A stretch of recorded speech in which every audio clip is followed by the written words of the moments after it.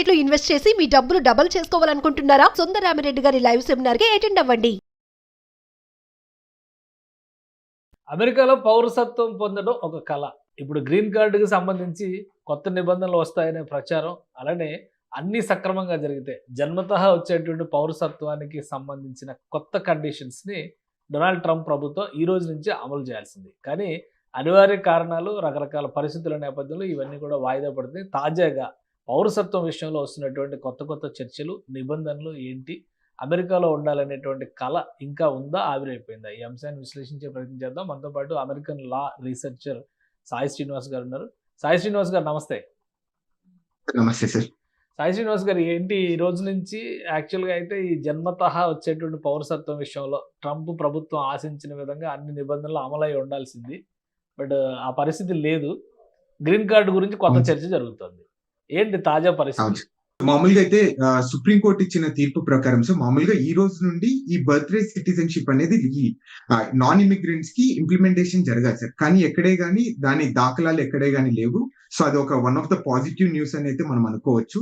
కానీ ఇంకొక చిన్న షాకింగ్ న్యూస్ ఏంటంటే ఇది ఎలా ఇంప్లిమెంటేషన్ చేయాలి అనేది ఒక యుఎస్సిఎస్ వాళ్ళు 25th July 2025 ఒక చిన్న ఆర్డర్ ఇవ్వడం జరిగింది, అంటే డిస్కషన్ లాంటిది. ఇప్పుడు నార్మల్ గా ఫారిన్ డిప్లొమాట్స్ కి ఇప్పుడు నార్మల్ గా ఇండియా నుండి వచ్చి ఇక్కడ ఇండియన్ ఎంబసీలో వర్క్ చేసే వాళ్ళందరికీ ఇక్కడ ఒకవేళ వాళ్ళ పిల్లలు పుడితే ఎలా వాళ్ళకు పౌరసత్వం రాదో అలాంటి పరిస్థితులే సేమ్ మనకు కూడా పెట్టాలని వాళ్ళు ఒక ఆలోచనలో ఉన్నారు. అంటే ఫర్ ఎగ్జాంపుల్ అమ్మకి ఒకవేళ H4 వీసా మీద ఉన్నానుకో, డిపెండెంట్ వీసా మీద ఉన్నానుకో, అదే వీసా పిల్లలకు వచ్చేస్తుందని. సో అలాంటి ఒక చిన్న డిస్కషన్ జరుగుతుంది, బట్ ఎక్కడే కానీ ఇంప్లిమెంటేషన్ జరగడం లేదు. కాబట్టి యాజ్ ఆఫ్ నో మనకు ఒక భారతీయులకు మాత్రం, అంటే ప్రపంచ దేశాలకు మాత్రం ఒక మంచి పాజిటివ్ న్యూస్ సార్. రైట్. దీనికి సంబంధించి ఏంటంటే ఇప్పుడు గ్రీన్ కార్డు కొత్త నిబంధనలు వస్తాయి. గ్రీన్ కార్డు 7 ఏళ్ళు ఉంటే కనుక అమెరికాలో గ్రీన్ కార్డుకి అర్హులు.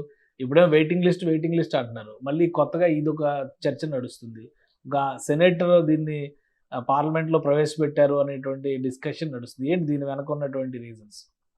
యూజువల్ గా అలెక్స్ పాడిలో అని యుఎస్ సెనేటర్ సార్, తను ఈ HR 1511 అనేది renewing immigration provisions of immigration act 1929 అనేది ఒక చిన్న యాక్ట్ తీసుకొని రావడం జరిగింది. అంటే దీన్ని అవుట్డేటెడ్ 1929లో ఉన్న చట్టాన్ని మనం ఈ రోజు కూడా పాటిస్తున్నాము. దీనివల్ల ఎంతో మంది సో ముఖ్యంగా ప్రపంచ దేశాలు వచ్చిన వాళ్ళందరూ ఈ గ్రీన్ కార్డ్ రాకోకుండా ఆగిపోతున్నారు. వాళ్ళందరినీ కొంచెం సడలించాలి, వాళ్ళందరికీ గ్రీన్ కార్డ్ వచ్చేలా చేయాలి అనేది ఈ ఒక చట్టాన్ని తీసుకొని రావడం జరుగుతుంది సార్. అంటే దీంట్లో ఏం లేదు సార్, ఒక 5-6 కండిషన్స్ పెట్టడం జరిగింది. దాంట్లో మెయిన్ కండిషన్ ఏంటంటే ఇక్కడ లీగల్ గా వచ్చేసి 7 సంవత్సరాలు మీరు ఇక్కడ లీగల్ గా ఉండి ఏ క్రిమినల్ యాక్టివిటీ లేకపోయినా ఈ మంచి గుడ్ మోరల్ కండక్ట్ ఉంటే ఇవన్నీ జరిగితే మీకు తప్పకుండా 7 ఏళ్ల లోపు గ్రీన్ కార్డ్ తీసుకొని రావాలి. ఎందుకంటే మీరు ఇక్కడ కర్మభూమిగా అనుకుంటున్నారు కాబట్టి, ఇక్కడే ట్యాక్స్ పే చేస్తున్నారు, ఇక్కడ ఒక సెకండ్ హౌస్ అనుకుంటున్నారు కాబట్టి మీకు తప్పకుండా గ్రీన్ కార్డ్ అనేది ఇచ్చి మీకు స్వేచ్ఛగా తిరిగేలా చేయాలి అనేది అతని ఇంటెన్షన్ సార్. కానీ ఇది పాస్ అవుతుందా లేదా అనేది సెకండ్, అట్లీస్ట్ ఒక మంచి పాజిటివ్ డిస్కషన్ అయితే నడుస్తుందని మనం అయితే హ్యాపీగా ఫీల్ కావాలి సార్. కానీ అంటే ఇది ట్రంప్ ప్రభుత్వం ఇప్పటివరకు అనుసరిస్తున్న పాలసీలకు భిన్నంగా ఉంది ఈ వాదన.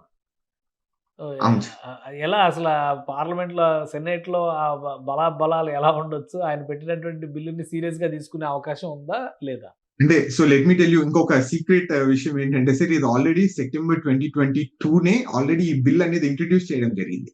సో ఆ రోజు పాస్ అయిందో లేదో కానీ మళ్ళా సో ఈ రోజు ఒక చిన్న ఆర్గ్యుమెంట్ తీసుకొని రావడం జరుగుతుంది. అంటే ఎందుకంటే ఇది ఒక మీకు తెలిసిందేదే కదా సార్, అంటే బిల్ పెట్టినంత మాత్రాన పాస్ అవుతుందా లేదా అనేది.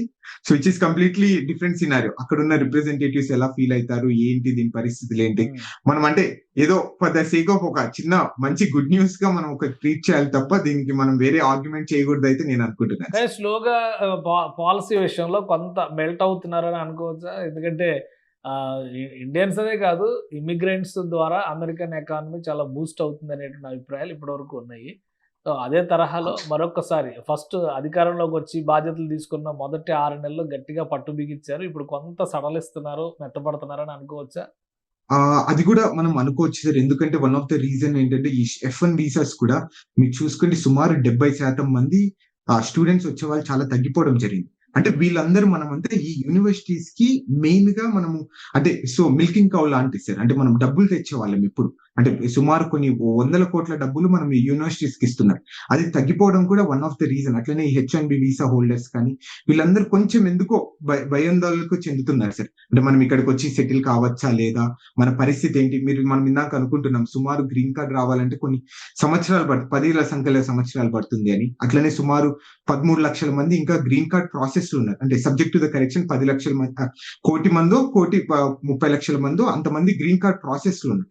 సో వీళ్ళందరి పరిస్థితి బట్టి కూడా మనం ఒకసారి వీళ్ళు కూడా ఒక పాజిటివ్ సెన్స్ అయితే నేను తీసుకుంటారని అయితే నేను అనుకుంటున్నాను సార్.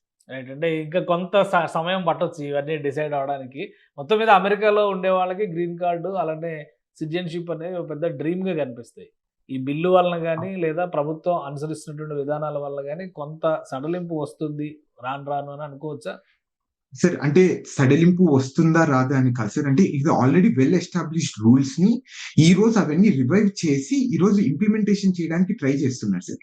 అంటే ఎక్కడే కానీ ఇప్పుడు మామూలుగా ఎప్పుడు నుండో ఉంది సార్. ఇక్కడ నార్మల్ గా మనం చాలాసార్లు డిస్కస్ చేసి పార్ట్ టైం ఇల్లీగల్ గా చేస్తే తప్పకుండా మీ సిరీస్ అనేది టర్మినేట్ అవుతుంది, వీసా రివోక్ చేసే అవకాశం.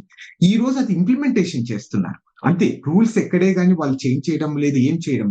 వాళ్ళు రూల్స్ ఆల్రెడీ ఉన్నదాన్ని అంటే వాడని రూల్స్ దాన్ని బయటికి తీసుకొని వస్తున్నారు అంతే సార్. ఎక్కడే కానీ మనం భయోందనకు చెందడానికి అయితే ఎక్కడ లేదు. Right. Thank you Sai Srinivas గారు విశ్లేషణ అందించినందుకు. ఇది అమెరికాలో ఉంటున్నటువంటి ప్రవాసులకి ఒక ఆశ కల్పించేటువంటి అంశం ఇది. కొంతవరకు గ్రీన్ కార్డు 7 సంవత్సరాల పాటు ఆ దేశంలో నివసించిన వాళ్ళకి ఎలాంటి క్రిమినల్ హిస్టరీ లేకపోతే గ్రీన్ కార్డు ఇవ్వచ్చు అనేటువంటి చర్చ మరొకసారి మొదలైంది. అలానే సిటిజన్షిప్, బర్త్ రైట్ సిటిజన్షిప్ విషయంలో కూడా కొన్ని క్లారిఫికేషన్స్, కొన్ని వెసులుబాట్లు వచ్చినటువంటి సంకేతాలు అయితే స్పష్టంగా కనిపిస్తున్నాయి. సో రాబోయే రోజుల్లో అమెరికా డ్రీమ్ అనేది మరొకసారి ఫ్లరిష్ అవుతుందా అని అనిపిస్తుంది. దీన్ని బట్టి చూస్తే అది సాయి శ్రీనివాస్ గారు చేసినటువంటి విశ్లేషణ బట్టి మనం అర్థం చేసుకోవచ్చు. ఇది స్పెషల్ డిస్కషన్. Keep watching.